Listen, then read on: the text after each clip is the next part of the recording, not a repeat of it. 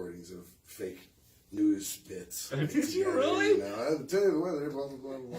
And I wish I had some of those.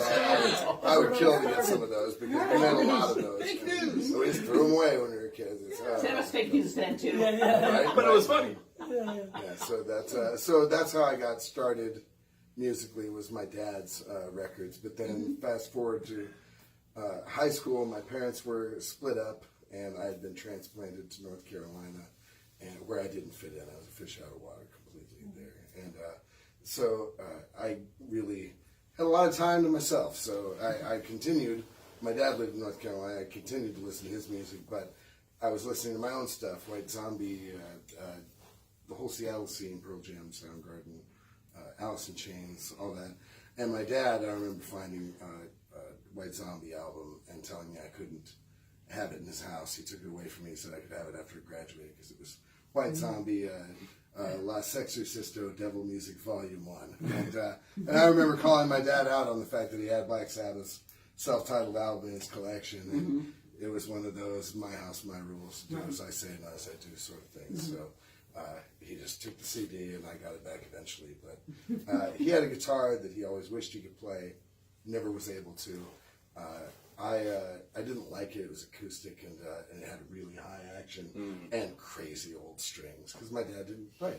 So a kid came through one day, a kid from my high school, wanted beer money, and he had an electric guitar and a little crate amplifier about yay size, and the guitar was a Gibson of some sort, and I still, to this day, have yet to track down what kind it is. Some sort of beginner guitar. I still got it. And You still have it? Yep, I do. Okay. On my wall at home. I really and like it. Yeah. He said, I was like, well, what do you want for it? You know, because I only have $30. He goes, I'll take it. He just wanted beer money. That was it. Yeah. So he had played it grand total like 4 times. Oh, wow. His parents had bought it for him. He never played it, and he sold it to me with an amp for $30. So, That was the deal. and I just noodled around learning, Nirvana licks and Metallica licks and stuff like that, and but never chord or anything like that. And so yeah, but I know what else you're going to ask. First concert, right? I got to back up a little bit.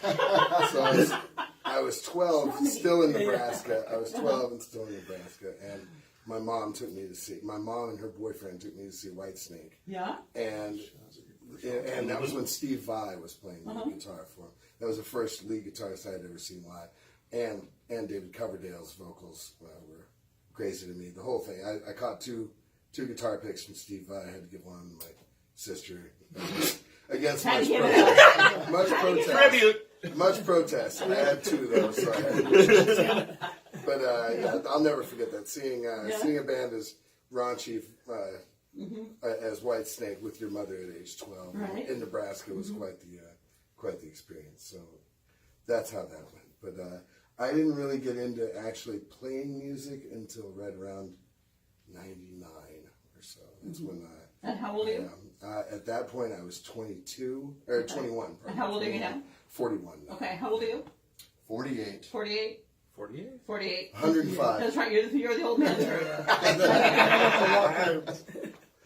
Yeah. So I joined the Navy when I was 19 out in North Carolina, and I went all over the place. I wound up in Pearl Harbor. I was stationed in Pearl Harbor, where my wife is from, Oahu. So she had played classical guitar all growing up. She got a very, very musical family in my life, and so I picked up her classical guitar, which has a wider neck, which most guitarists can't stand, but the nylon strings and the super low action just made it play like butter. A lot easier. Yeah, absolutely. And that's why the thumbnail is like that, because I never played with a pick. I don't know if y'all can see that, but that's its own pick. Yeah, I can't. I have a very hard time I've never seen that. keeping a guitar pick in my hand. I lose them all the time.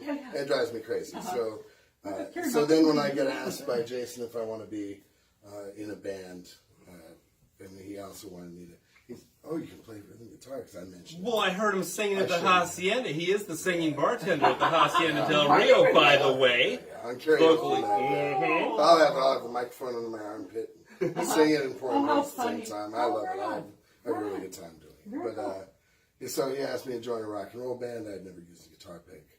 So I was trying, but I just couldn't change the way that I played. But I needed to play electric to be supportive to these guys, so that's why I get it all the time. Is that a Coke nail? No. Really? No, it's the pinky, you weasel. Don't you know anything? Whatever. So, You have no clue, do you? clearly not. So, I'll let you ask me questions. So parent support. Parental support. My mom still lives in Nebraska. Okay. Very, Does she do art Nebraska's a still? different place. No, my mom does not do art still. It's really unfortunate. But my dad passed away in '99, so I've kind of been on my own. But I get a lot of support from my in-laws and my wife. A ton of support. Very cool. Okay. Absolutely. Right on. So tell me about Groundwave. Where do you guys typically play? Gary, back to you. We can name them off alphabetically. Let's go. No, you can't. I can't. We play, obviously at the Trocadero. We play at Jan's. We play at Bar 101. We play What at kind of Barney alphabetical Cell. is that? I thought alphabetical. No, What the no. hell? This That's is my own alphabet. Brickyard. Brickyard. Coloma Club. Most of them start with a B now. Oh, we did do the Coloma Club, yes. Fox and Goose. Auburn Event Center. Auburn Event Center. Okay. The West Coast Brew Festival. There was the Auburn Food Truck Festival. Oh, So Food do you Truck guys Fiesta, play yeah. more? Do you play more up in this area in Placer County than you do Sacramento County? I would say so. Typically. Yeah, we would like to, I think, get a little more into downtown Sacramento area. Okay. And I'd really like to get more into El Dorado, And El Dorado Hills, Cameron Park. Hire us. Well, there's I live right there. You know, Yes, so exactly. I know that. like Hot 5 and, you know, there's some good bands. Yes. We played the Fox and Goose too, Well, of course, the Fox and Goose downtown. Yeah. Okay, Absolutely. a couple times. very cool. 2 or 3, yeah. Okay, so where do you have Facebook pages? What do you have out there as far as, so if people want to see you or Yes. book you, where do they go? Please go to One word? groundwaveband.com. Groundwaveband.com. Okay. So yeah, all one word, groundwaveband.com. Okay. We'll take you to our Facebook page. You can like us there. Okay. Follow us. And if they want to book you, Yes, you can do that from there as well. okay, There's do you the do contact like information. private parties? Yeah, absolutely. weddings, Yes, we've and done other those too. things like Yeah. that? Those are fun. Those are fun. Anytime my privates are involved, it's a party. Oh my! And I hate to give you options, but Groundwave.band will also get you our gig calendar, Okay. links to our Facebook page, our Twitter stuff, and you sign up for our mailing list. Nice. And you can just contact us, and that all comes back to us. So Okay. that's your high-level Go-to. hub. Right. Then you've got the social media hub, which is Sure. groundwaveband.com. So basically, if you search for Groundwave Sacramento, you're going to find us. Okay. Very Yeah, cool. absolutely. And just to let you know, we did do a sneak clip of you, and it's pretty cool. You got to check it out. So I want to thank you guys for allowing us to come into your little rehearsal space here. Definitely. Let's do a cheers. You're awesome. Thank you Thank so you much. so much. Thank you. Okay, and then we're going to say Bandhoppers rock. On three. Well, they do. 1, 2, 3.